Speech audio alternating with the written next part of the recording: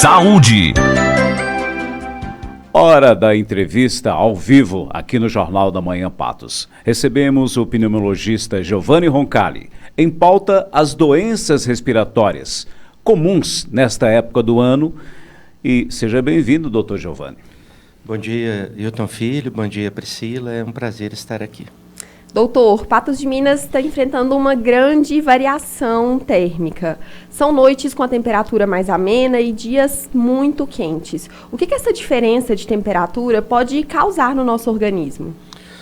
Exatamente. Nós estamos nesse período, em que a baixa umidade do ar favorece esses extremos de temperatura, Como num deserto, por exemplo, quanto mais baixa a umidade do ar, mais você tem essas variações. O deserto à noite é gelado e durante o dia é um sol realmente que atrapalha muito. Nessas condições, as nossas vias aéreas, que precisam de uma condição de hidratação ideal para fazer a sua limpeza, para fazer a sua fisiologia da forma adequada, elas sofrem muito com o ressecamento. O nosso corpo é 70% água, então nós precisamos de hidratar muito para poder vencer essa baixa umidade relativa do ar. Doutor Giovanni, por que a dor de garganta é tão frequente nessa época? Exatamente por causa desse ressecamento da via aérea.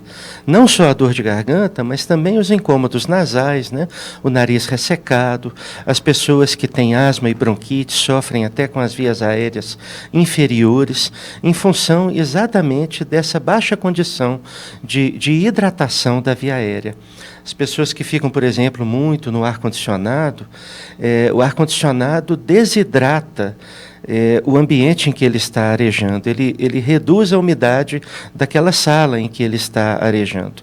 Então, isso também é muito prejudicial para a via aérea, porque nós precisamos de manter uma via aérea hidratada para poder fazer as funções básicas do aparelho respiratório. Doutor Giovanni, o que a gente pode fazer para reduzir esse desconforto, principalmente de quem sofre com as alergias? Parece que elas pioram nessa época. Exato, as alergias são sempre lembradas na época do frio, mas não é tanto frio, é a umidade baixa. Quanto mais umidade, mais poeira suspensa no ar e, consequentemente, mais alérgenos. Então, esses alérgenos irritam a via aérea e levam a processos inflamatórios diversos, sinusite, rinite, faringite, bronquite.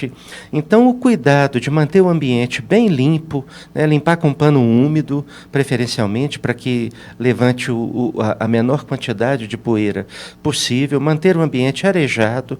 Claro que o ambiente arejado vai trazer mais poeira e exigir uma limpeza constante, mas é importante a renovação do ar daquele espaço e a limpeza adequada do ambiente para que se reduza as causas dos sintomas alérgicos. Doutor Giovanni, nessa semana enfrentamos uma onda de calor, inclusive com risco à vida.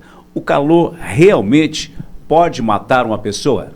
Sim, nós temos notícias, a cada ano, infelizmente, de idosos, um grupo especial, e crianças, isso no mundo inteiro, todo verão europeu nós temos as notícias, e no hemisfério sul também não é diferente, Nosso corpo precisa de condições ideais de temperatura, e muitas vezes nós gastamos muita água para manter as nossas reações químicas em um platô adequado, nessa época do ano. E as pessoas esquecem, às vezes, de tomar água e desidratam muito rápido.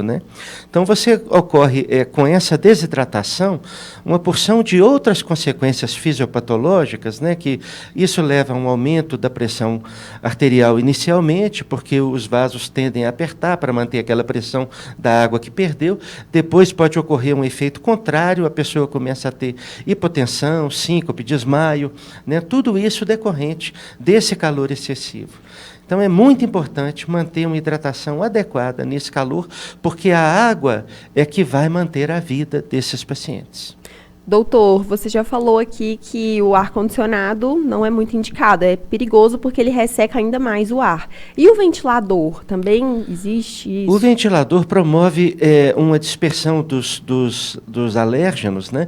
Não é tão prejudicial quanto o ar-condicionado por não afetar tanto na umidade do ar como isso acontece.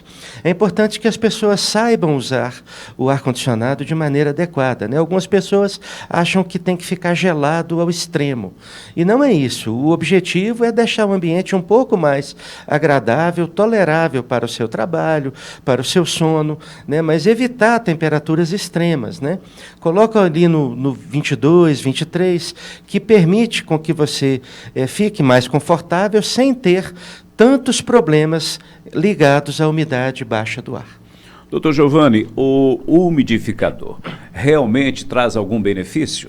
O umidificador pode ajudar, né? Existem aqueles cuidados caseiros que as pessoas colocam bacia d'água, lençol ou uma toalha molhada, estendida. Isso pode realmente ajudar, porque, como nós dissemos, o problema não é só tanto o calor, mas principalmente o tempo seco. Doutor, e existe um mito, assim, que quando a gente pega um ar frio, pode ser de ar-condicionado, a gente está numa sala que está gelada e sai para o calor da rua, as pessoas adoecem, dá dor de garganta, gripa. Isso é verdade ou é mito? O choque térmico ele pode favorecer o aparecimento de algumas afecções, principalmente nas pessoas sensíveis, né? Então, tem pessoas que têm rinites, ou alérgicas, ou vasomotoras. A pessoa que tem rinite vasomotora, ela sente o sintoma nasal exatamente na hora do choque térmico, né? Seja do frio para o quente, do quente para o frio, isso pode ocorrer. E nas pessoas também que têm bronquite, asma, elas são muito mais sensíveis a essas diferenças de temperaturas extremas.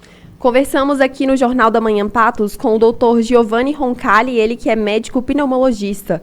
Doutor, muito obrigada pela sua participação, ótimo dia. Obrigado, ótimo dia para vocês também.